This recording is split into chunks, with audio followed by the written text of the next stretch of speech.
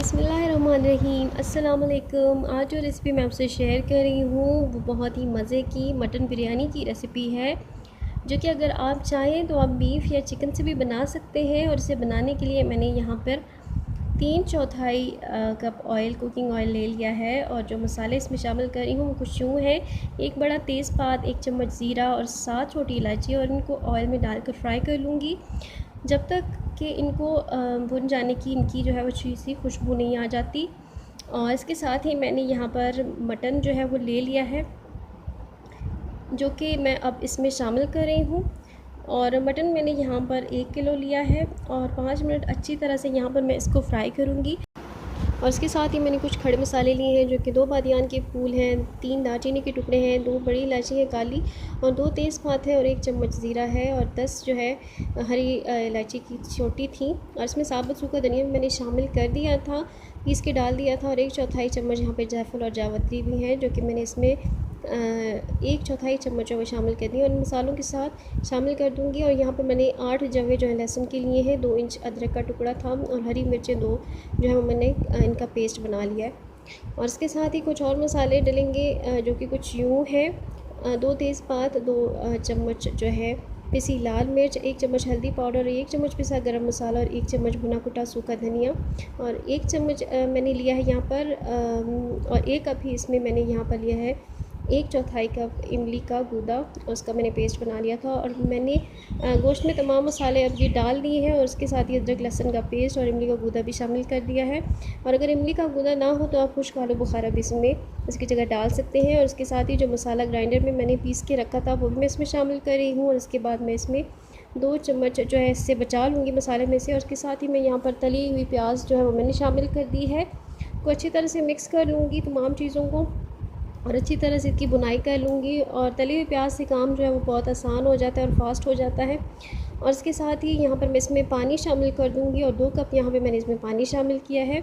और पानी शामिल करने के बाद अच्छी तरह से चम्मच चला लूँगी और ढककर तकरीबन उस वक्त तक कुक करूँगी जब तक कि हमारा जो गोश्त है वो अच्छी तरह से गल नहीं जाता। और 80 to 85% तक हमने गोश्त को गलाना है और तकरीबन आधे घंटे तक मैंने इसको पकाया है। और आधे घंटे बाद गोश्त यहाँ पे जो है वो मैं चेक कर लूँगी गोश्त गला है या नहीं। तो अब मैं गोश्त के गल जाने पर इसमें 2 कप के जितने टमाटर का पेस्ट मैंने बना लिया था और ये मैंने शामिल किया है। और टमाटर मैंने लिए थे यहाँ पर 5, जिनका पेस्ट बना लिया था। उसके बाद मैं यहाँ पर मिक्स करने के बाद दोबारा से 8 मिनट के लिए ढक दूँगी। और ढककर पकाने के बाद अब मैं इसमें चम्मच चला लूँगी और अच्छी तरह चम्मच चलाने के बाद इसमें मैं मज़ीद शामिल करूँगी आलू। और आलू मैंने दरमियाने साइज़ के 4 ले लिए थे, जिनको मैंने टुकड़ों में कट कर लिया है। और 4 इन आलूओं को मैं अब इसमें शामिल कर दूँगी और दोबारा से चम्मच चलाकर अच्छी तरह से आलूओं के गल जाने तक जो है वो कुक करूँगी। और मज़ीद मैंने इसमें आधा कप जो है वो पानी डाला है, और ताकि हमारे आलू जो है वो अच्छी तरह से कुक हो जाए। और अब मैं आलू को अच्छी तरह से कुक होने के लिए रखूँगी। और यहाँ पर आप देख सकते हैं कि हमारे जो आलू हैं वो भी अच्छी तरह से गल चुके हैं। और अब मैं इसमें बिरयानी एसेंस जो है वो शामिल कर रही हूँ। और अगर आपके पास ये ना हो तो आप इसकी जगह क्योड़ा एसेंस भी डाल सकते हैं। 2 चम्मच मैं इसमें लीमू का रस डाल रही हूँ। और इसके साथ ही यहाँ पे मैंने चॉप किया हुआ हरा धनिया कट करके रखा था वो मैं इसमें शामिल कर रही हूँ।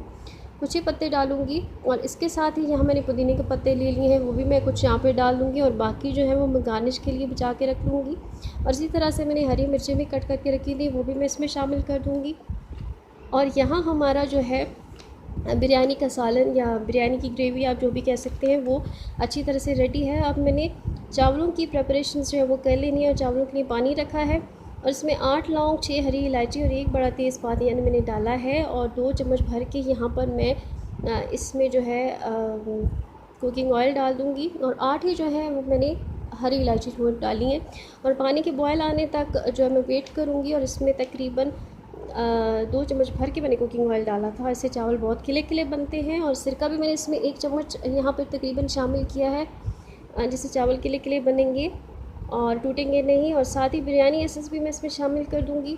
और अगर नहीं है तो आप क्योड़ा एसेंस भी डाल सकते हैं। और यहाँ मैंने 4 कप चावल लिए हैं और इन्हें 1 घंटे के लिए भिगो दिया था। और इसके बाद इसमें 1 चम्मच यहाँ पर जो है मैं शामिल करूँगी नमक। और नमक शामिल करके मैंने जो है इसको अच्छी तरह से चम्मच चला लेना है। और नमक आप अपने हिसाब से भी इसमें एडजस्ट कर सकते हैं, कम आप खाते हैं या ज़्यादा खाते हैं उसी लिहाज से, क्योंकि चावल कितने नमकीन चाहिए वो आप पे डिपेंड करता है, आपके टेस्ट पे डिपेंड करता है।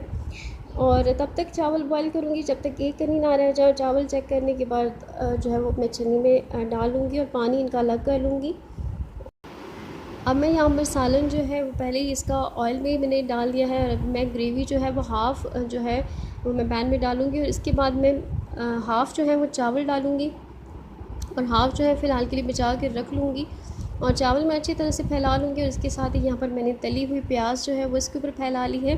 हरी मिर्चें मैंने डाली हैं और हरा धनिया और हरा पुदीना भी मैंने डाला है। और इसके बाद जो बची हुई ग्रेवी थी वो अब मैं इस पर डाल दूँगी, और इसके साथ ही जो बकिया चावल थे वो भी मैं अब इस पर डाल दूँगी, और इसके साथ ही बाकी की जो गार्निश थी इसी तरह से दोबारा करूँगी। और जो मसाला मैंने बचा के रखा था अब वो मैं यहाँ पर इसके ऊपर छिड़क दूँगी, और इसके साथ ही यहाँ पर मैं इसमें कलर डालूँगी। और यहाँ पर मैंने रेड और ऑरेंज कलर यहाँ पे इस्तेमाल किया है, और वो मैं इसमें डालकर इसको अच्छी तरह से दम पर रख दूँगी। तकरीबन 15 से 20 मिनट के लिए मैं इसे दम पर रख दूँगी। और देखिए कि चावल हमारे जो है वो कितने खिले खिले और मज़े के रेडी हुए हैं, हर कलर के चावल नज़र आ रहे हैं। आप इसे ज़रूर ट्राई कीजिएगा और मुझे फ़ीडबैक दीजिएगा, और रेसिपी वीडियो अच्छी लगी हो तो इसे लाइक करें, चैनल को ज़रूर सब्सक्राइब कीजिएगा। दुआओं में याद रखिएगा। अल्लाह हाफ़िज़।